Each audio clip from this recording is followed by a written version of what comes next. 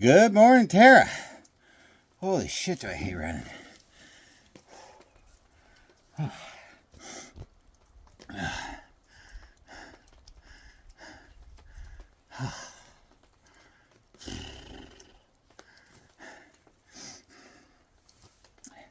So this hill's on the family property. So my joke to myself is I'm running up and down Mount Borskin. Oh.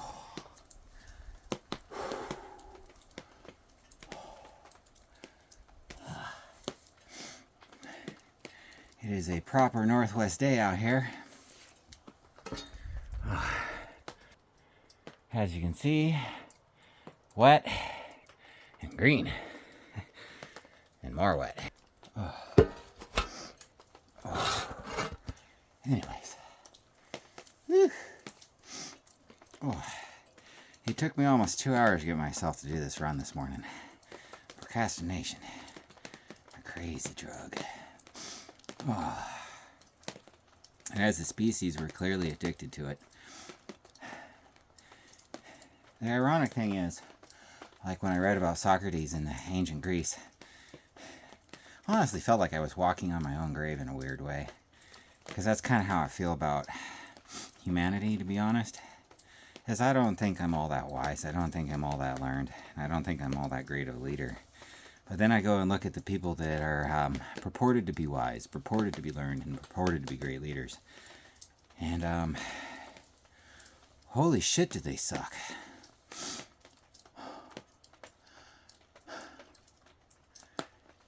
So here's the deal, folks. The joke I like to tell is based off of a song from a 90s band called Presidents of the United States of America. If you're not familiar, check them out. They're pretty hilarious. It's like comedy grunge in a way. At least that's how I always thought about it. I don't know what they thought of it. Even though I met a bunch of them due to social circles being small.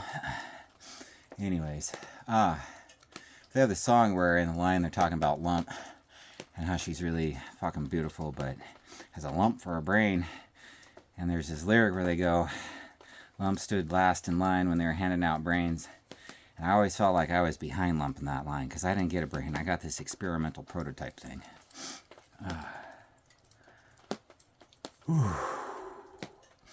Part of it comes with, I don't have infantile amnesia, so I remember being a baby. I remember being a little kid.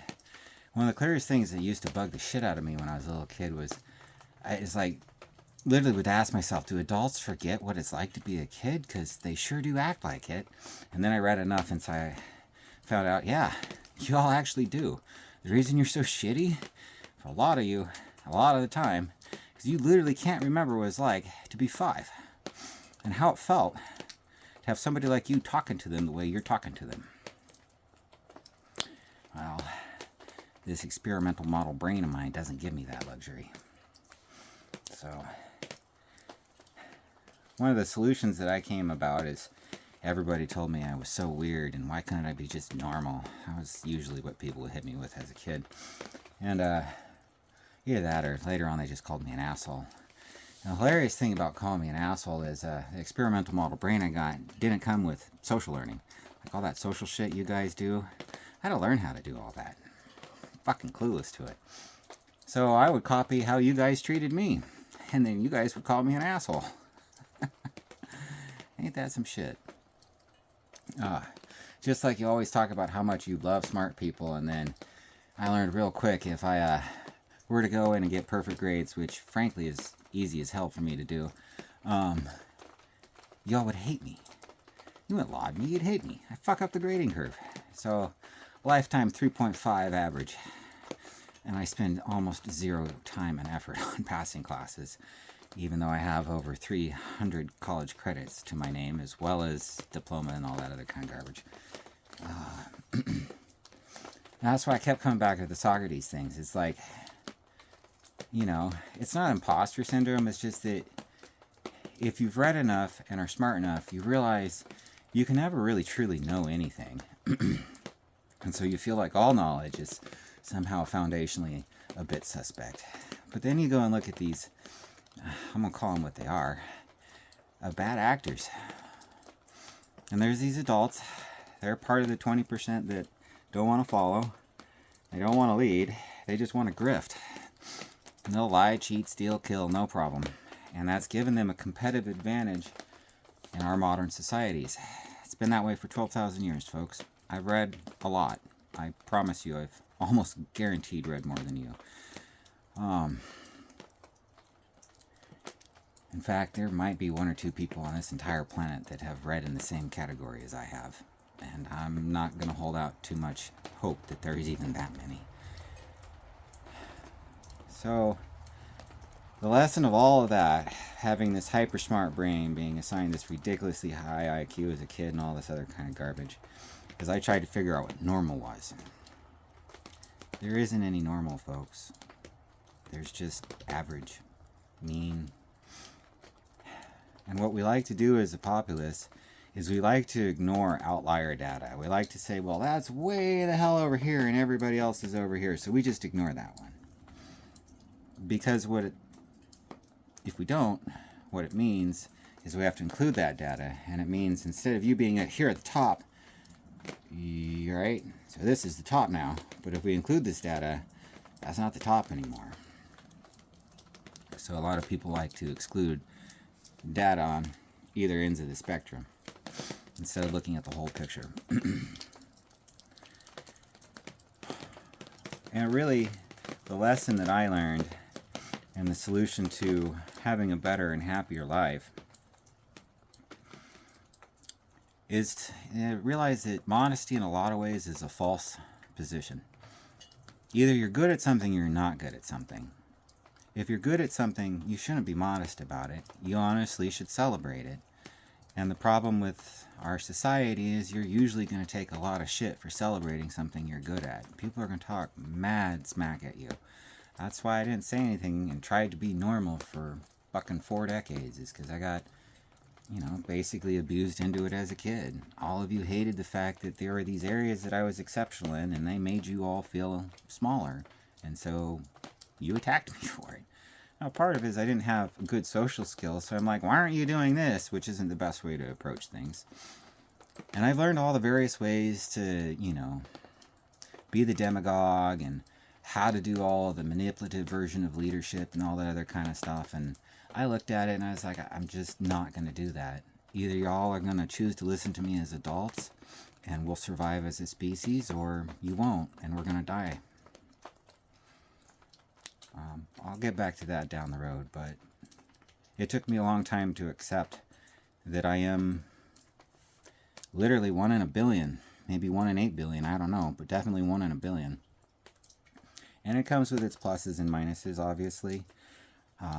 I've always thought that the things that people think and call gifts for me were really more curses than anything else. I'll unpack all that for you all later, but I promise you, remembering your birth isn't fun. Remembering what it's like having your diapers changed isn't fun. Having to go through your childhood abuse that everybody goes through as an adult and having no filter for it, you get to relive it, that's not fun either.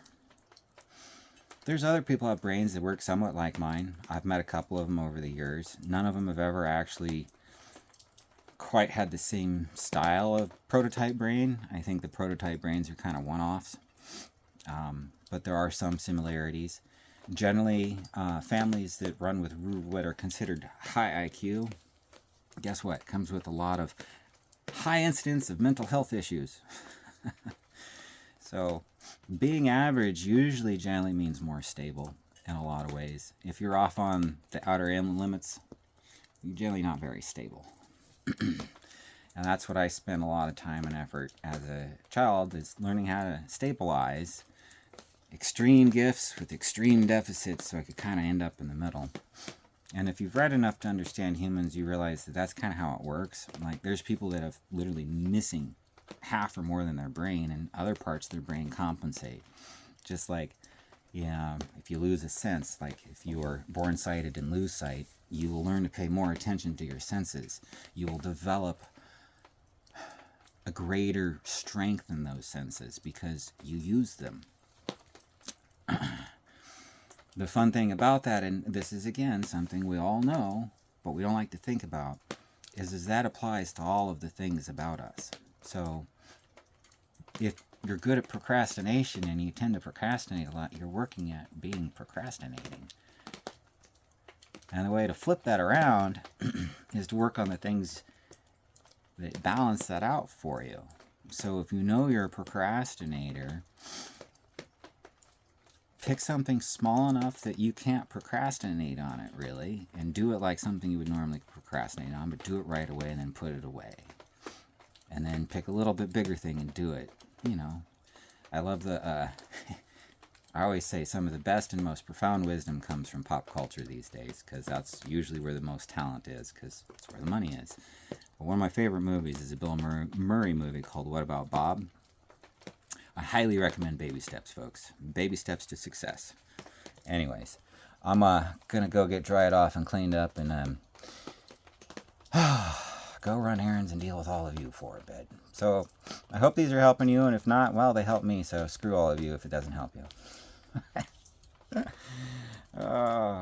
Yeah, I can be a real asshole. The difference is I'm always honest, folks. I don't lie to you. I ain't gonna sugarcoat shit. I ain't gonna blow smoke up your ass. If you want to keep voting for politicians, I guarantee you nobody who's a little child right now will live long enough to have grandchildren. The amount of pollution that we're putting out and continuing to put out with our everything must grow, well, that's cancer, folks, and cancer kills. Trust me, I know that one real well. So, good luck to you. See you all tomorrow. Hope you all have a great rest of your day, and hopefully, well, if it's raining on you, you get a chance to enjoy it.